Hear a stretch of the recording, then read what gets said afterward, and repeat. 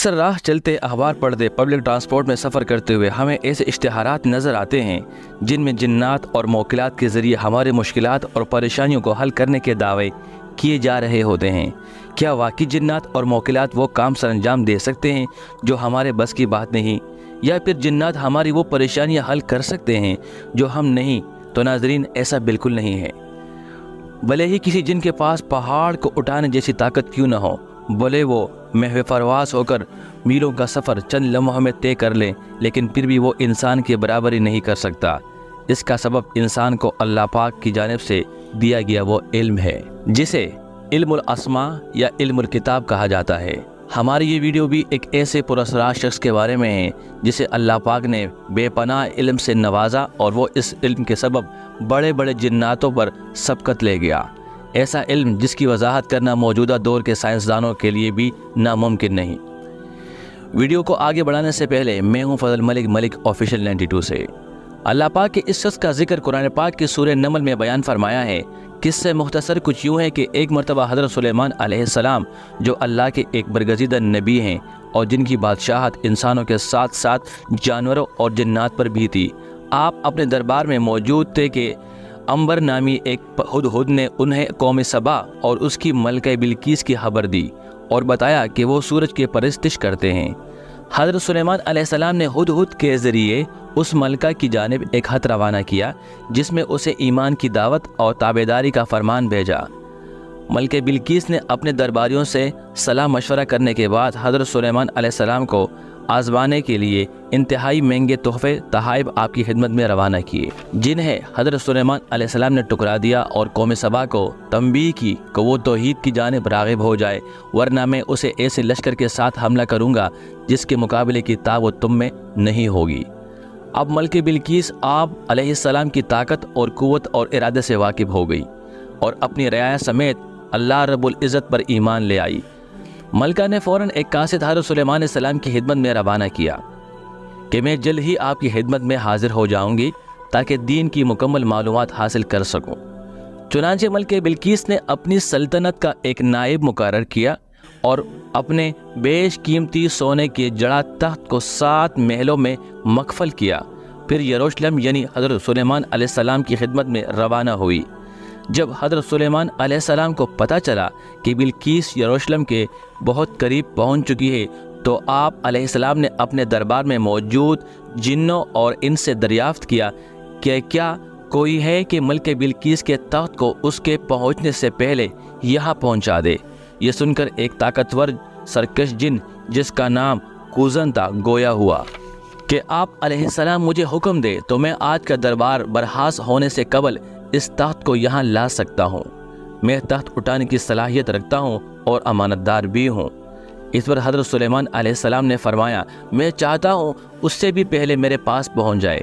حضرت سلیمان علیہ السلام کی اس تقاضے کو سن کر وہاں ایک شخص جو دربار میں موجود تھا، اس کے پاس علم الکتاب تھا، بول پڑا کہ حضرت، میں اس تخت کو آپ کے پلک جھپکنے سے پہلے آپ کے سامنے حاضر کر دوں گا۔ اور پھر ایسا ہی ہوا۔ وہ تخت جو یروشلم سے 2250 کلومیٹر دور اور 7 محلوں میں قید تھا، حضرت سلیمان علیہ السلام اور اہل دربار کے سامنے دیکھتے ہی دیکھتے زمین سے نمودار ہوا، اور اس پر حضرت سلیمان علیہ السلام اللہ تعالیٰ کا شکر بجا لایا۔ جبکہ ملکہ بلقیس آپ علیہ السلام کی خدمت میں حاضر ہوئی تو وہ بھی اپنا تخت یہاں سے پہلے سے موجود پا کر آپ علیہ السلام کی پیغمبرانہ صفات دے کر دل سے متعارف ہوئی۔ اب آتے ہیں اس سوال کی طرف کہ ملکہ بلقیس کی اس تخت کو لمحہ بھر میں لانے والے یہ شخص جن کا ذکر قرآن پاک میں موجود ہے لیکن اس کا نام موجود نہیں ہے، آخر کون تھے؟ ابن عباس رضی اللہ تعالیٰ عنہ کا قول ہے کہ یہ آصف تھے جو سلیمان علیہ السلام کے کاتب تھے۔ اس کے باپ کا نام برحیہ تھا۔ یہ اپنے دور کے ولی اللہ تھے، اس میں اعظم جانتے تھے اور ایک سچے مسلمان تھے اور بنی اسرائیل میں سے تھے۔ اب سوال یہ پیدا ہوتا ہے کہ یہ کارنامہ آصف بن برحیہ نے کیسے سر انجام دیا؟ تو دوستو، تاریخی کتب میں اس حوالے سے بھی نشاندہی ملتی ہے۔ تفسیر سمرقندی میں ہے، جب آصف بن برحیہ نے بلقیس کا تخت سلیمان علیہ السلام کے پاس لانے کا ارادہ کیا تو انہوں نے کہا، یا حی یا قیوم۔ اس کے علاوہ तफसीर कुर्तबी में लिखा है कि हज़रत आयशा रज़ियल्लाहु तआला अन्हा कहती है कि नबी करीम सल्लल्लाहु अलैहि वसल्लम ने फरमाया, वो इसमें आज़म जिससे आसिफ ने दुआ की या हज या कय्यूम है। उसका मतलब ये है कि आसिफ बिन बरहिया इसमें आज़म की बदौलत टाइम एंड स्पेस को कंट्रोल करने के फ़न से वाकिफ़ थे। इसमें आज़म के ज़रिए आसिफ बिन बरहिया ने यरूशलेम और मुल्क सबा के दरमियाने फ़ासले को ख़त्म कर दिया, यहाँ तक कि मल्क सबा का तख्त उनके नज़रों के सामने आ गया और उन्होंने हाथ बढ़ाकर उसे खींच लिया, जबकि ये तमाम वाक़या सिर्फ़ और सिर्फ आंख झपकने के लम्हे में रोनुमा हुआ। यहूदी रिवायात के मुताबिक आसिफ बिन बरहिया ने सैकड़ों साल उम्र पाई थी, क्योंकि उनका तज़किरा हज़रत दाऊद अलैहिस्सलाम से लेकर हज़रत उज़ैर अलैहिस्सलाम की किताबों में मिलता है। हज़रत सुलेमान अलैहिस्सलाम के बाद उनके बेटे रहूबन को खिलाफत मिली और इसके बाद बनी इसराइल ये अजीम शान सल्तनत दो हिस्सों में तकसीम हो गई। बाद अज़ा इन दोनों रियासतों पर अशूरियों की जानिब से हमले हुए और उन्हें तबाह बर्बाद कर दिया।